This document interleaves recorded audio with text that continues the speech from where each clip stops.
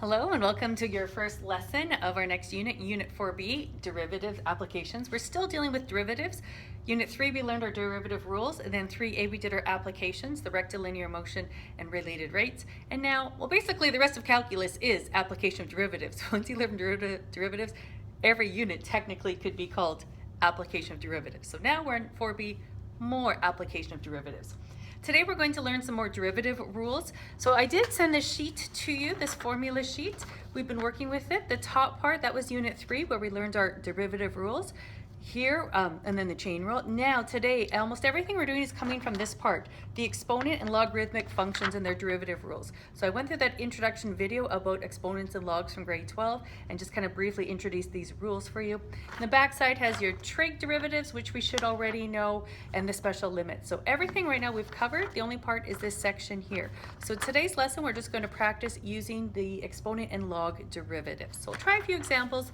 Like I said, once we do a few together, everything falls into one of these basic patterns. But basically, this is a sheet we're using.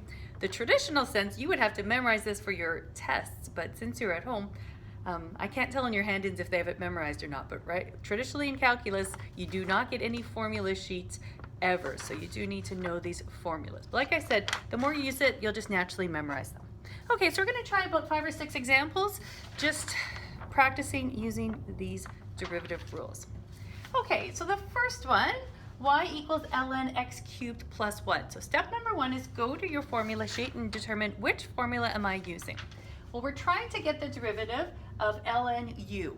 We have something in the bracket. This is an ln u. So according to our formula sheet, the derivative of that is 1 over u times du over dx. So what does that mean? First you do 1 over u. So u is whatever is in your bracket. Then you get the derivative of u, and that's easy. The derivative of x cubed x cubed plus 1 is 3x squared. And I guess we could clean it up a little bit. We would write it as 3x squared over x cubed plus 1. And that's our final answer. Pretty straightforward. Find the formula, insert, and then the actual derivative rules past that are the derivative rules we've been working with for the last 2 units. Okay, that should be pretty easy. So let's just try a few more examples. So our next example, the derivative of ln sine x. Again, step number 1, go to your formula sheet that you have memorized and figure out which formula we're using. This is another ln u. The derivative of ln u is 1 over u times du over dx. So we take 1 over u is whatever's in the brackets, sine x.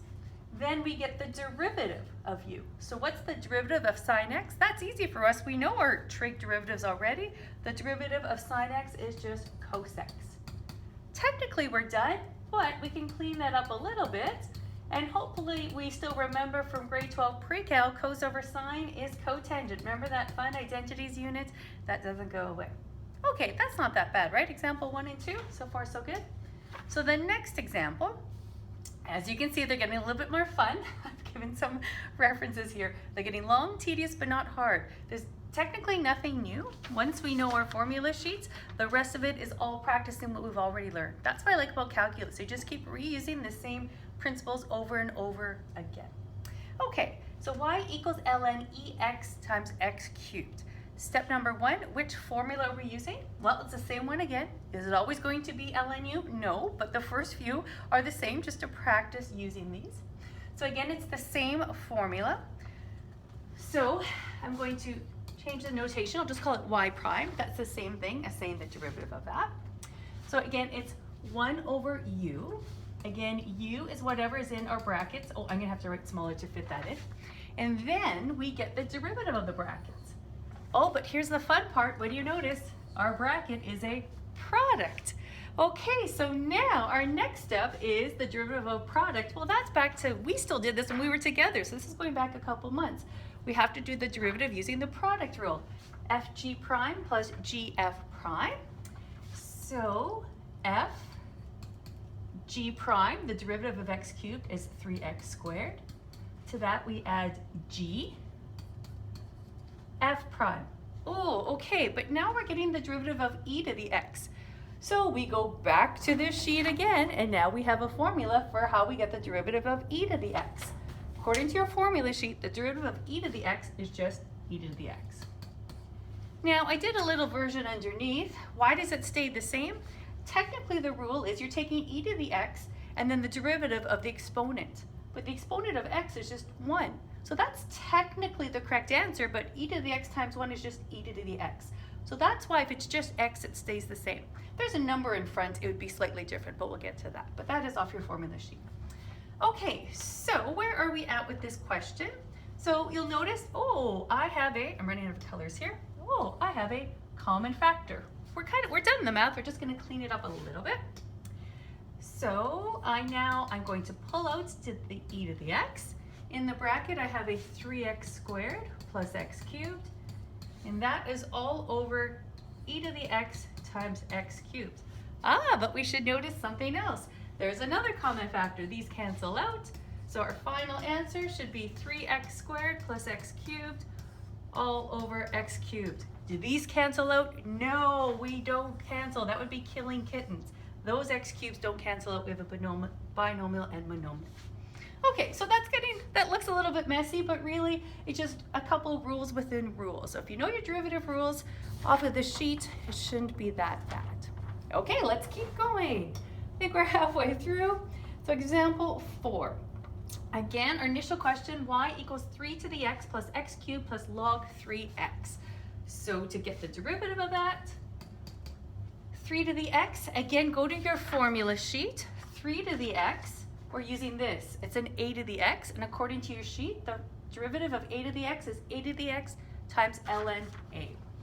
So a to the x is 3 to the x times ln a, and the a value is 3. Then the next step, x cubed, well that's easy. We still did that together. The derivative of x cubed is 3x squared. Oh, I'm running out of room here.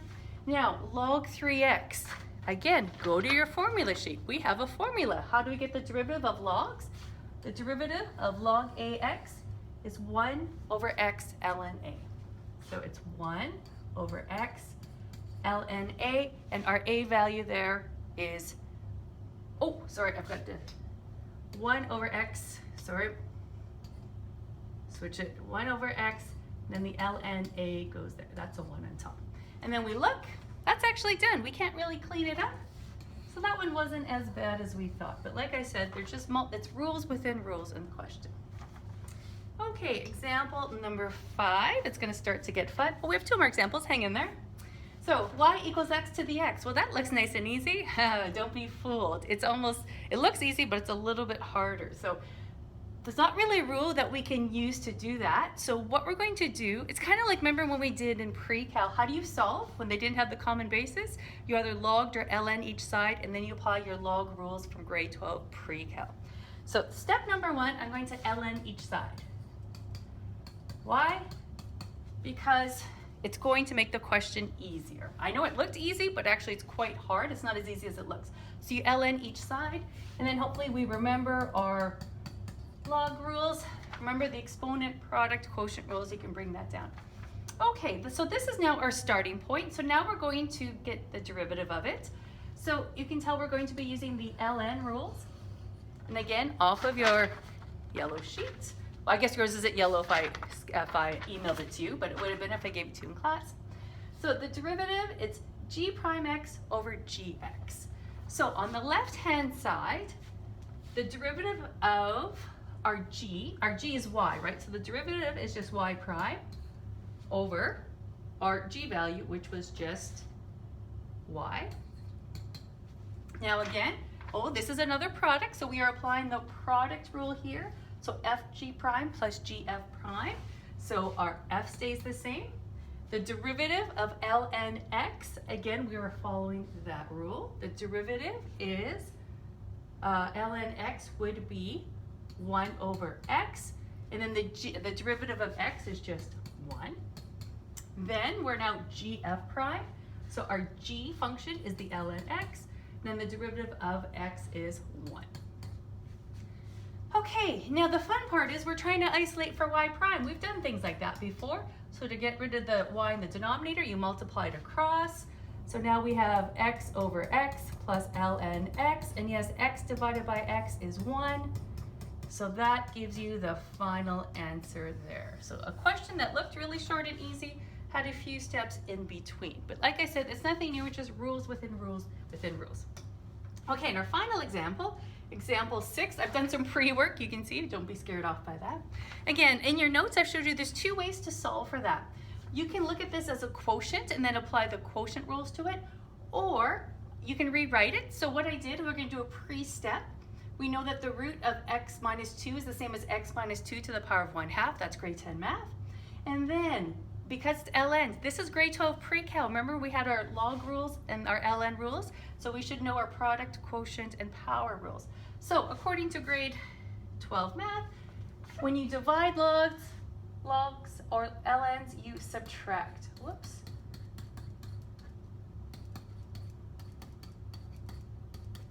Okay, so remember, when you divide, you subtract, and then the power rule, we can bring that down. Whoops, the pen's not working. Bring that down in front.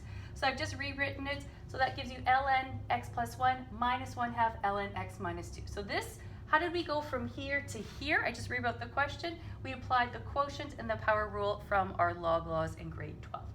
Okay, so I just changed the question to here because I thought it was easier. If you don't think so, stick with it, and then you can apply the quotient rules. We should come to the same answer.